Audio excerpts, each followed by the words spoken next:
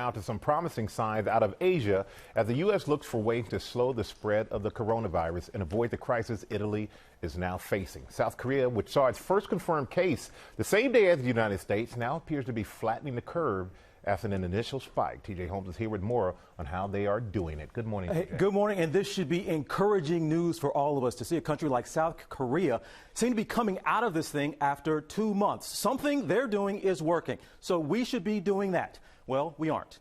We haven't, and we might not even be capable just yet.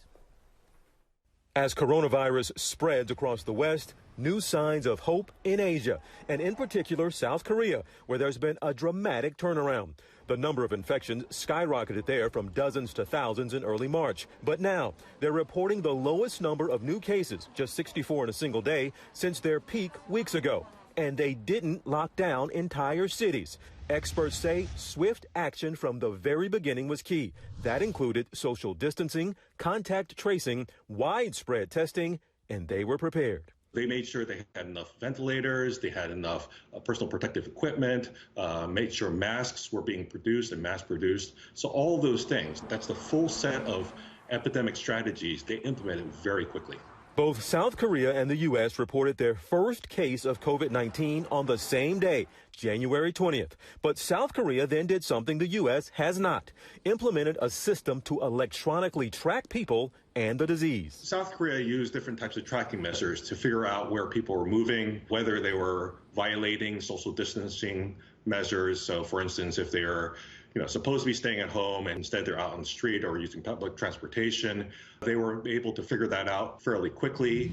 Here's an example of how it works. Let's say you find out you have coronavirus. The government then uses your cell phone and credit card data to track where you've been and then blast out an alert to the cell phones of people who may have crossed your path. Our own Jui Cho showing us what one of those alerts looks like on her phone. Another major difference. Here in the U.S., the N95 mask supply is limited, and the CDC advises people not to wear face masks unless they're sick or caring for someone who's ill. But in South Korea, masks are widespread and encouraged by the government. Monique Claiborne, who is from the U.S. but has lived in South Korea for 3 years, says she doesn't leave home without one. Masks are actually quite easy to get here from any of the convenience stores or any of the drugstores because people tend to wear them due to the air pollution occasionally anyways. So everyone's wearing masks. People have been very, very vigilant with that.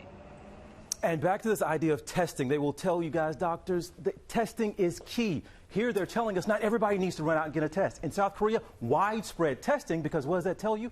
Where your problem areas are and how to target them. We're essentially in a case where we're a boxer in a ring with a blindfold on. You can throw everything you want at it, but you can't see your target. And that's our problem right now. We're behind in our testing. It seemed like they had the opposite reaction to how we reacted to it. They were ready to roll, and they got those tests rolling immediately. They saw their problem areas, targeted them. They knew where to send their masks and their ventilators and everything. So we're a little behind that. It worked. Thanks, TJ.